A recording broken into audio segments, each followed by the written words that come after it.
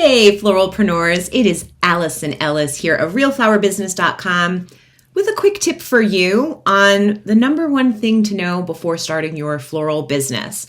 So this is a question that I want to answer because I was prompted. I was on a podcast recently and the interviewer asked me, what's the number one thing that florists should know before they start their business? And it is a no-brainer answer for me. The number one thing to know before you start your floral business is how to price for profit. Full stop. This is something that I did not realize many florists did not know how to do. When I started my business, I knew how to price for profit. It's my number one superpower that I had in my business. It's the reason I'm still here 25 years after starting my business, is because I never was uncertain about pricing. I learned from multiple flower shops how to price. They all did it the same way. So when I started my business, I just followed their same pricing models. And it really wasn't until I met other florists at a workshop where they went, hey, why did you ask Alison about pricing? She's the pricing guru. That I realized, wait a minute, you mean there are some people who don't know how to do this? This is why it's the number one thing to know, because if you know how to turn a profit in your business, it's easier to stay in business, right? If you don't know how to turn a profit, you might be able to stay in business and eventually turn a profit, but there shouldn't be a mystery around how you price your work. So if you don't already know, I actually have a course called Flower Math that teaches floral designers of every style, whether you're a flower farmer, a traditional flower shop, or a home studio, teaches you how to price for profit. Inside my Flower Math course, you have all the steps. But the thing that's most important to know is that your profit margin is what you want to be focusing on. It's easy to just say, yeah, you mark up your flowers, but that's not a profitable model. Marking up your flowers is only one piece of the formula. So we want to mark up our flowers. Then we need to add a design fee for your time and talent. Then you have to also charge for your supplies, which also get a markup. And then there's delivery and setup. And potentially any kind of consultation time, admin fees, things that you might have on the back end that you also need to account for. All of that is what gets you to your final retail price. It's not a matter of just, I have a shortcut, I just apply a straight markup and I'm done. There's so much more that goes into it. Not every single thing that you might hear about pricing is so easy to just simplify, right? Oh, just do a 3 times markup. But what if that's not enough, right? This is why you need to know how your business prices for profit. There are 3 things that are always going to get in the way of a florist profitability. Number 1 is overfilling orders.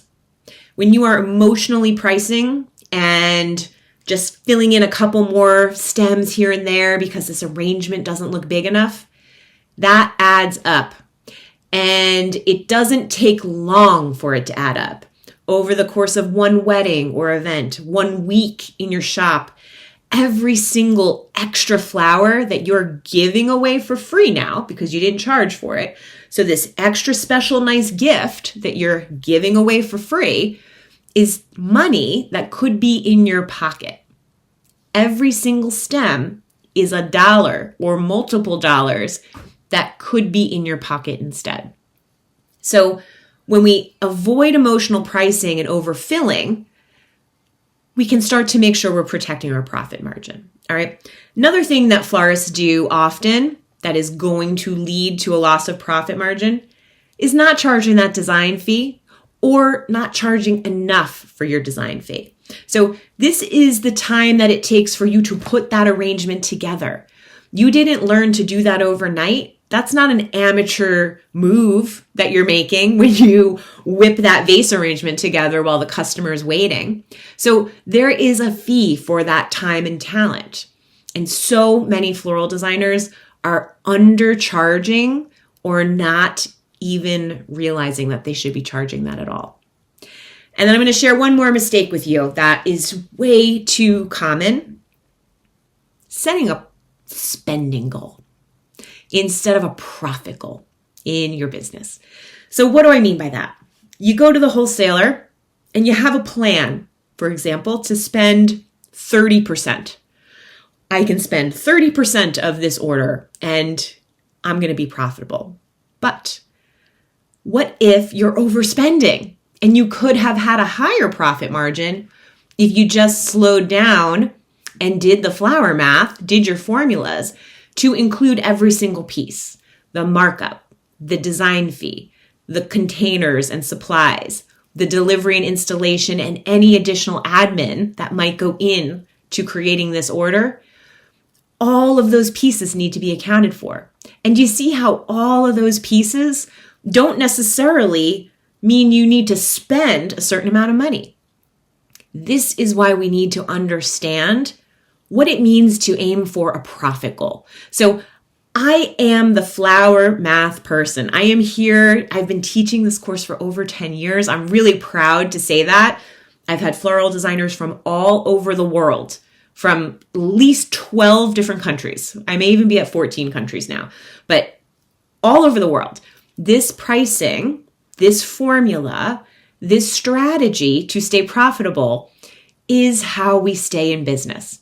So whether you're brand new or you've been doing this for a while, if you're making any of those pricing mistakes, if you are not 100% sure how to price for profit, if you're literally like, this is my very first moment thinking about starting a flower business, what do I need to do? Learn how to price. Price for profit so that you don't overbuy, so that you can pay yourself, your team, and continue to stay in business for the long run. It's not always easy to have any kind of a business, but especially a business with a perishable product where, time is of the essence. We really need to make sure we're being compensated for the time and the stress and the pressure while also giving the customer their full value. Because as much as I talk about being profitable and making money in your business, and believe me, I do talk about that a lot. At the end of the day, I'm still a real florist, just like you. I still do weddings and events, and I want my customers to feel value. I don't want to show up and they say, oh, this is smaller than I thought. What am I going to say? Oh, well, I did the math. That doesn't help them or me. So there's two sides, right? We need to make our profit and keep our customers happy, and you can do both. I do it. My flower math students do it, so I know that you can do it too. So price for profit, make sure you keep that profit goal in mind. And if you have any questions on that, reach out to me. I am here to help. So head to realflowerbusiness.com if you want to learn more about flower math, if you want to learn more about me, or if you just want to sign up for the course today. There's actually a money-back guarantee on flower math because I am that confident in the program.